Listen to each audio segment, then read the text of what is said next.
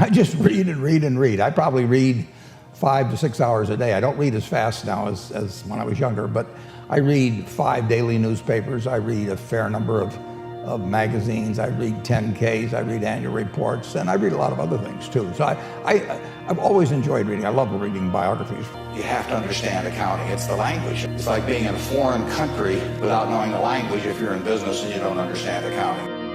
You want to get as comfortable with that as you are with the English language. I run into CEOs periodically who really don't understand it. You know, they try to bluff their way through, and you can see in their faces, they're frightened almost when somebody hands them a balance sheet or an income statement. They really don't know what it means, and they have to count on somebody else. We bought a company. We agreed to buy a company called Clayton Homes Company in the manufactured home business. We agreed to pay $1.7 billion for it. I made that deal over the phone without ever meeting the people there, but I had seen enough through reading 10Ks, 10Qs, annual reports, but looking at figures, what they tell me in terms of the kind of people even running the place, the kind of accounting decisions they make and so on. I was able to make that $1.7 billion transactions over the phone. 3/4 of our managers do not need to work financially. They have no reason financially to work. Probably 3/4 of them are worth at least $50 million, and we have some that are worth in the billions. And yet these people jump out of bed every morning, you know, and work, and they work weekends, and they love working. And why is that? And what's the key to that? The key really is the same reason I keep working. There's a couple things. A, I get to paint my own painting. I do not have people second guessing me.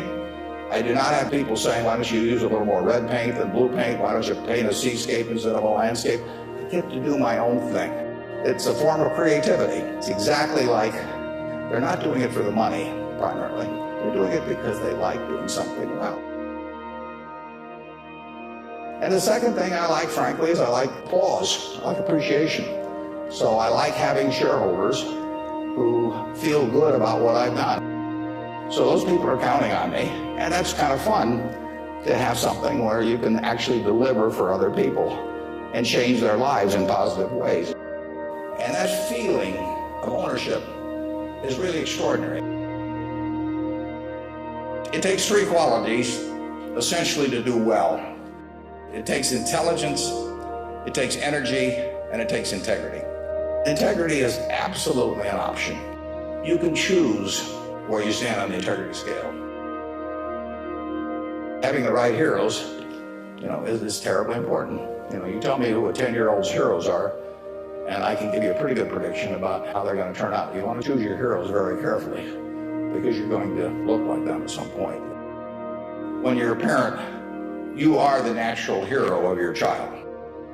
They're going to be shaped more by what they see in this behavior of yours toward them than anything that will impact them later in their lives.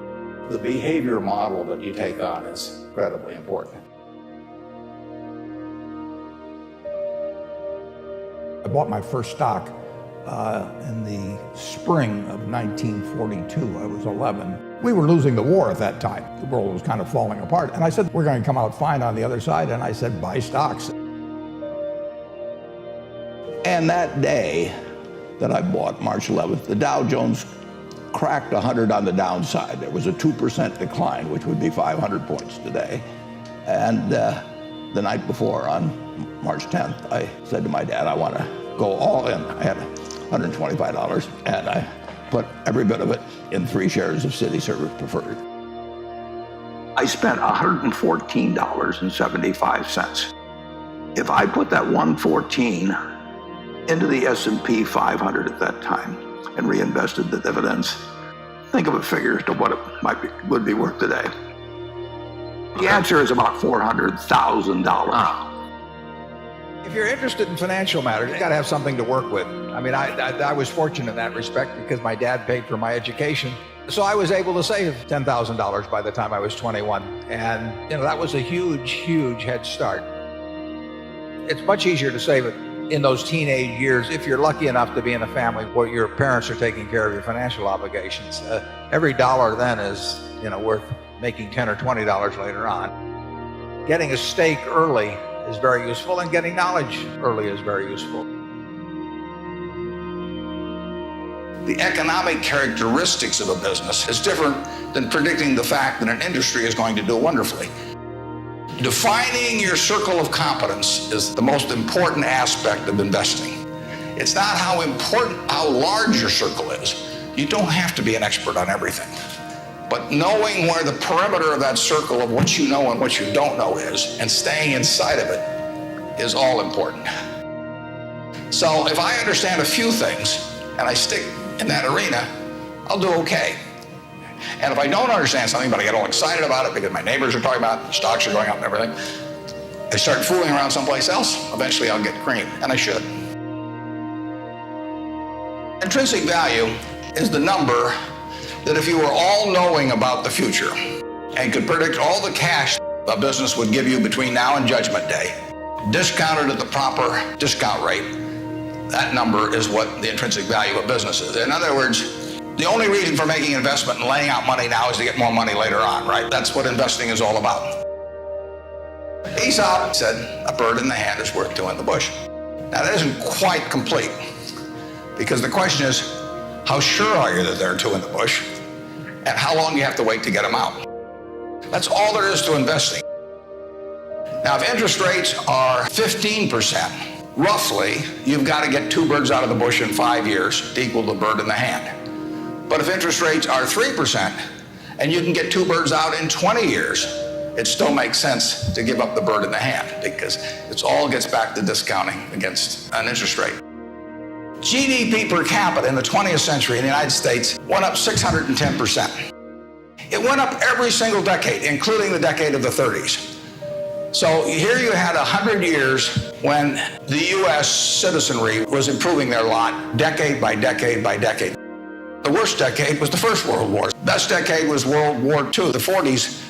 Interestingly enough, there were 6 big periods in there for the stock market in both directions.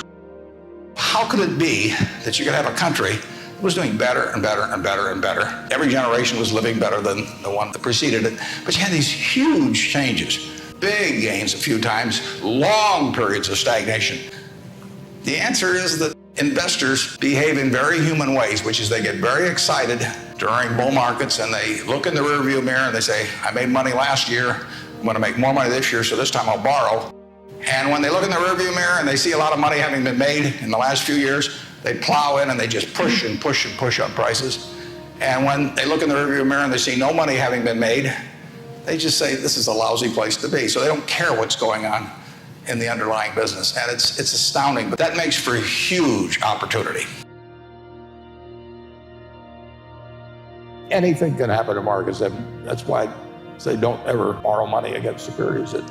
Markets don't have to open tomorrow. You can have extraordinary events. I look to the business to determine whether I made a good investment. And I'm concerned about, whether we have new competition, how we do over the year. But it's the business I look at. When you're just looking at the price of something, you're not investing. I mean, if you buy something, Bitcoin, for example, or some cryptocurrency, you're not looking to the asset itself to produce anything. If you buy an apartment house, you're looking at how the apartment house does. If you buy a farm, you're looking at the farm does. If you buy a whole business, you're looking at how the business does. Some people should not own stocks at all because they just get too upset with price fluctuations. If you're going to do dumb things because your stock goes down, you shouldn't own a stock at all. No, I mean, what are dumb things? Selling a stock? Selling a stock because it goes down. I mean, if you buy your house at $20,000 and somebody comes along next day and says, I'll pay you 15, you don't sell it because the quote's 15. You look at the house or whatever it may be. Choice between buying and holding a 30-year bond for 30 years or holding a basket of stocks, there's just no question you're going to do better holding stocks. It's considerably more attractive than fixed income securities. And the longer you hold stocks, the less risky they become. Whereas the longer the maturity of a bond, the more risky it becomes.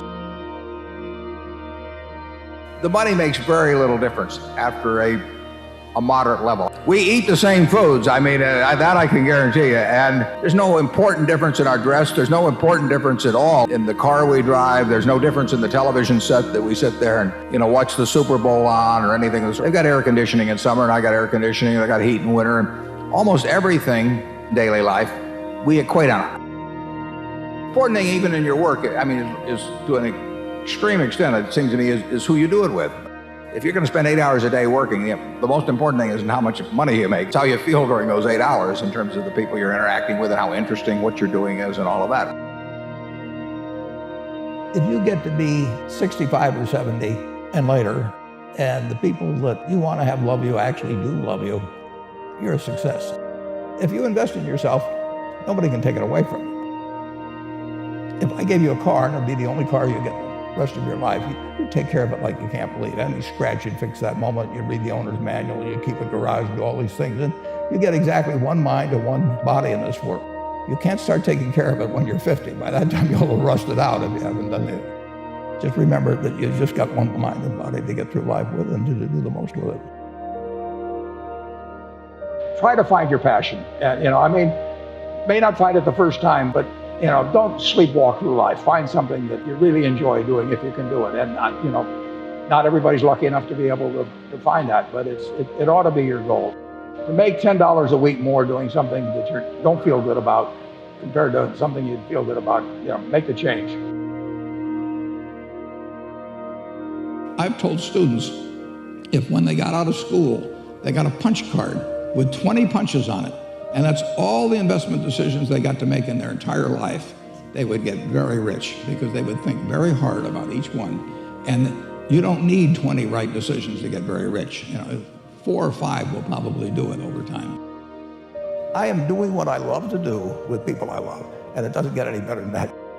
Find what you love to do. I tell the students, look for the job that you would take if you didn't need a job. The second thing is to have people around you that make you feel good every day and make you a better person than you otherwise would be.